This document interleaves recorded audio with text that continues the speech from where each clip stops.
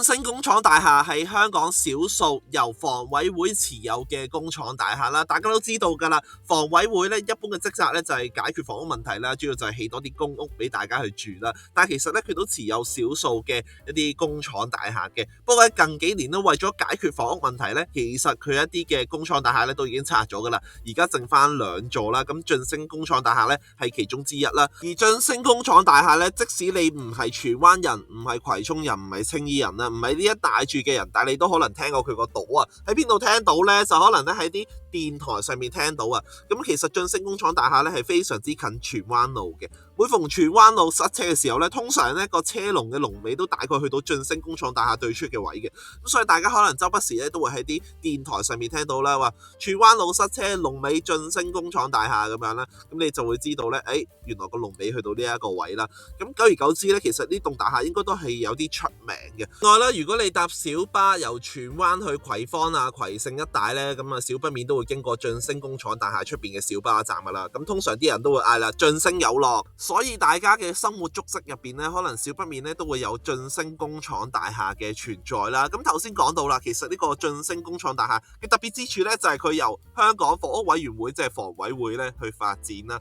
咁而家咧其實剩翻2棟呢啲咧由房委會去持有嘅工廠大廈啦。咁點解當初房委會咧要起呢啲咁嘅工廠大廈出嚟呢？咁佢主要其實係應該係發展公共房屋嘅喎。咁就要翻去1953年啦。1953年嘅時候咧發生咗石硤尾大火啦。香港政府咧之後就喺鄰近嘅山邊咧就起咗一啲嘅徙置大廈咧去安置啲災民啦，就成為呢個石硤尾嘅徙置區啦。其後咧呢啲徙置區咧就雨後春筍咁樣去出現啦，去改善翻當時候嗰啲房屋嘅問題啦。咁一啲寮屋咧就難免咧就要去清拆啦。咁其實本身喺啲寮屋入邊咧，除咗係住人之外咧，亦都係有一啲嘅山寨廠啦，有啲家庭式嘅工廠同埋工場咁樣嘅。所以當時候嘅徙置事務處咧，除咗發展咗一啲徙置嘅住宅大廈之外咧，亦都發展咗一啲徙置嘅工廠大廈啦，去俾呢啲咁嘅山寨廠咧有翻個容身之所啦。呢啲早期建造嘅徙置工廠大廈咧，樓高5至7層啦，冇升降機又冇獨立廁所咁樣啦。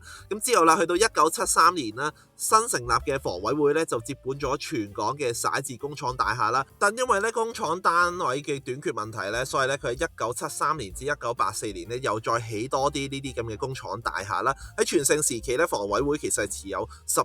間嘅呢啲工廠大廈嘅，只不過之後咧個需求咧就一路下降啦。咁所以咧喺1984年之後咧就唔再起呢啲咁嘅工廠大廈啦。去到近年啦，喺2019年嘅時候咧，施政報告入邊就提出咧，就話想將房委會剩餘嘅一啲嘅工廠大廈咧，研究下睇下可唔可以做一啲嘅住宅發展，去解決房屋問題啦。最終咧，房委會剩低嘅6棟嘅工廠大廈入邊咧，有4棟咧都拆咗啦，剩翻2棟喺度啦。而家剩低嘅2棟咧，分別係位於葵涌嘅晉升工廠大廈啦，同埋位於屯門嘅開泰工廠大廈啦。咁根據翻當時候房委會嘅研究結果，點解當初呢2棟嘅工廠大廈可以留喺度呢？係因為咧呢2棟工廠大廈咧係存在嚴重嘅噪音、空氣質素同埋氣味問題啦，而呢啲限制唔能夠透過設計或者其他緩解措施有效處理啦，同埋喺當區環境未有顯著改善之前咧，呢2塊地咧係唔會作房屋發展嘅。所以咧喺未來一段時間之內咧，我哋都應該仲會見到呢個晉升工廠大廈嘅存在嘅。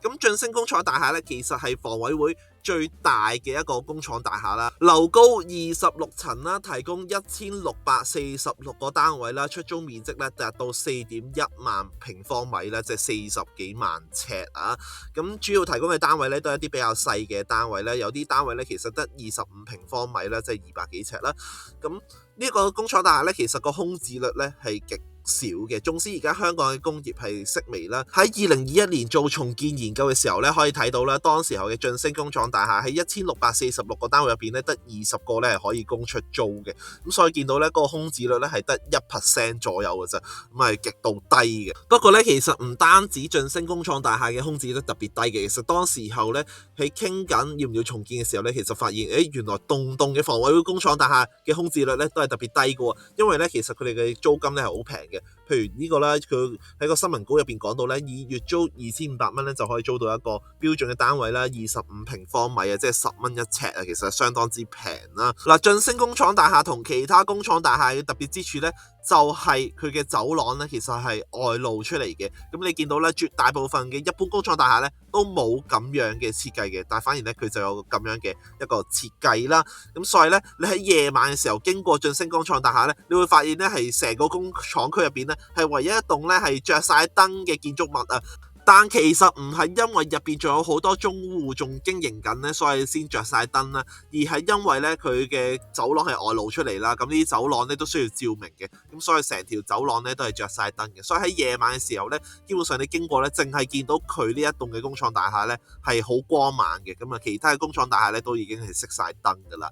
咁另外咧，其實喺入邊嘅空間感咧都係幾大嘅，咁我又走入去睇睇啦。其實喺呢啲走廊啊、盡頭位啊或者中間位咧，嗰啲空間係好寬闊嘅嚇，俾你喺度跑啊或踩單車咧，其實都冇問題啦。雖然都唔建議大家去咁樣做啦。成棟嘅工廠大廈咧，內外咧都充滿咗公共房屋嘅影子嘅，其實有啲似公屋入邊嘅空間啦。喺一啲嘅舊式公屋入邊咧，通常喺啲走廊盡頭位咧，都會有啲比較大嘅空間咧，去俾人活動一下啦，甚至乎有啲人喺度打麻雀咁樣啦。由於咧晉升工廠大廈咧係一棟比較高嘅工廠大廈啦，有成26層高啦，而且附近嘅建築物咧又唔算太多啦，所以佢嘅景觀咧係相當之遼闊嘅。咁如果望向葵盛嗰邊咧，係可以望到高盛台啊、葵盛西村啊等等嘅地方啦。如果望向青衣嗰邊咧，係可以望到南巴勒海峽啊，望到青衣北橋啊等等嘅地方啦。對於呢一個晉升工廠大廈嘅未來咧，個人認為短期內咧應該就唔會見到佢消失住嘅。不過長遠嚟講咧就好難講啦。